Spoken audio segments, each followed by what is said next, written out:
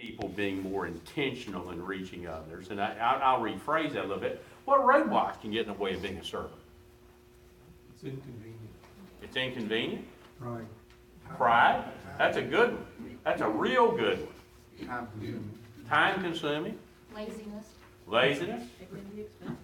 Say that again. It can be expensive. It absolutely can be expensive. It can cost us something. It can cost us money. It can certainly cost us time. What are some other roadblocks that keep us? I mean, let's talk like normal people here for a minute. This is Sunday school or a community group, and we all sort of want to say the things we're supposed to say, but in the real world, this stuff's hard. Servanthood with true humility carries the risk of rejection. It absolutely does. And it also carries the risk of you do one thing for somebody and then the next thing you know, they're calling you to do every little thing. I've often wondered if the first time Susan gave Adelaide a ride, she understood what it was going to lead to. Yep. But whether she did or she didn't, she did it. I'm going to see if I can take everything that's been said and sum it up with one word. How about selfishness? That's really the antithesis. Servanthood is valuing someone else more than yourself. Selfishness is valuing yourself more than you value someone else. And let me tell you, I can be selfish. I really can. I try not to be.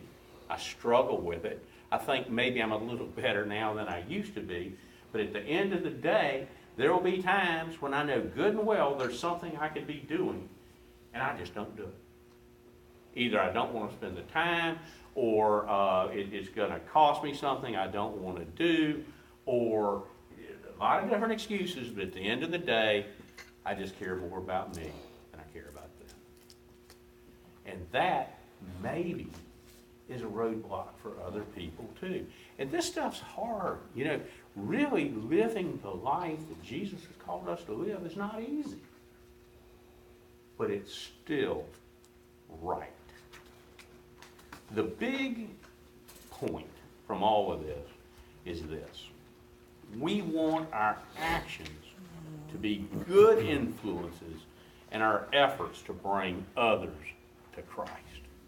If someone has observed us helping others, nursing someone, trimming bushes, helping somebody that can't get around, taking food to people, all these different things, and we have an opportunity to talk about Christ with them, they're going to have one mindset. If they see us doing nothing, taking the weekend to go to the lake, going water skiing, going to football games, buying things for ourselves, every new toy that comes out, we have one. Not that there's anything wrong with any of that necessarily. But then we want to talk to them about Christ. What's their mindset? The point of this lesson is, the point of the materials is, that we want our actions, not just our words, to be good influences. I want to drill down on one of the phrases that Paul uses. Paul says, I have become all things to all people. Does he mean that literally? Sure. So I'm just thinking, in our community they do different activities, but one of them was a motor coach ride to gambling, and look at this and look at that. And so as a Christian I go, I'm trying to develop relationships, maybe to win someone to Christ. What do I do with that situation? There are situations that you can get into that like for me, alcohol, I know my sin past, and I'm like, oh, number one, I don't want to really be running because I realize I could be tempted, but then, okay, if I've got victory over that, do I go on that cruise because I'm trying to build a relationship, or do I go to the gambling? Because, those kind of questions, I do struggle with that. If I become all things to all people. That's such an excellent comment, because that takes us right back to where we were, I think. Does Paul literally mean that he has become all things to all people? the preferred answer is no. Go ahead, Ron. I think, sometimes we exaggerate to make a point. Yeah, hyperbole. So I think what Paul is saying is, I'm gonna do everything I can within the context of, keeping my Christian walk, whatever it takes to reach people and relate to them.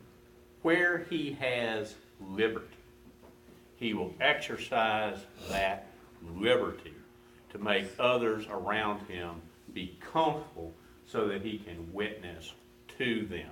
Think about Corinth. There were people trudging up the hill every day to visit the temple prostitutes. Paul wasn't with them. Think about Corinth. There was a man who was living in an immoral situation with his mother-in-law. Well, Paul wasn't married, so he didn't have a mother-in-law, but if he did, he wouldn't have been in that type of relationship. Paul did not mean that literally everything anybody else was doing, he would do too. And if you remember a couple of weeks ago, I don't know if y'all looked at it or not, we looked at 1 Corinthians 6:12 quite a bit in another class that I was talking about, where Paul says, all things are permissible to me. No, that didn't really, that's the lesson that happened 2 weeks ago. But Paul is saying to the extent he has liberty, he will use that liberty. Look at Acts 5:27 through 29, and to set the stage, this is where the disciples, the apostles, were in a big conflict with the religious rulers in Jerusalem shortly after the day of Pentecost, and the religious leaders said, y'all quit preaching the gospel. And what did Peter say? Somebody read 5:27 through 29. After they brought them in, they had them stand before the Sanhedrin, and the high priest asked, didn't we strictly order you to not teach in this name? Look, you have filled Jerusalem with your teaching and are determined to make us guilty of this man's blood. Peter and the apostles replied, we must obey God rather than people. I think that's the key, and this is, I think, what Romney was saying a minute ago. There are certain things as Christians we don't do. And I'm not making a particular comment on gambling or alcohol or anything. Each person's going to have to work through the scriptures. Each person's going to have to make their own decisions. But there are certain things that you absolutely do not do. Bigamy. You cannot be married to two people if you're following Christ's instruction. Murder. You can't go out, be a serial killer if you're following Christ's instruction. I'm using some silly examples so you'll get the big point. There are certain things we do if we're Christians. We witness to people. We try to lead people to Christ, and it doesn't matter if that's not popular with the group around us. Those are black and white issues. It's these gray issues that Paul's talking about. Yeah, Ron. I'd like to just give an example of actually exercising our liberty that a friend of mine used that I thought was really, really good. His name is Dr. Joe Neary. He's a Brazilian congregation, Southern Baptist pastor, former heart transplant surgeon. And he had this fear, he lives in a very wealthy neighborhood in Miami, of witnessing to his neighbors, and his Jewish neighbors in particular. And he knew as a pastor he just needed to overcome that. So he forced himself to forge a little relationship with them, some Jewish folks that live next door, and invited them over to the house for Easter with a bunch of his Christian brothers, his family and everything. And lo and behold, the Jewish guy and his wife show up, and they bring a bottle of wine. And Dr. Neary is the kind of Baptist that wine is a no-no. So he pulled his preacher boy friends into the kitchen and he said, you are going to overcome your trepidation about drinking this wine because the purpose of our taking a glass of this wine is to build a relationship with this Jewish man, and it will be offensive to him if we do not.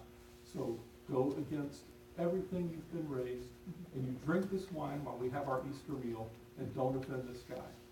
Yeah, they could pretend it was a wedding feast at Cana. Exactly. That was like a letter. It really spoke to me. No, that's a very good example, because in their mind, they thought drinking was wrong, and yet whether it was or it wasn't, it's a different But subject. for this situation, But for them, they made a decision that they were going to do something that would, and I guess I could flip it a little bit. Maybe if you're inviting Jewish friends over cooking pork might not be your best idea.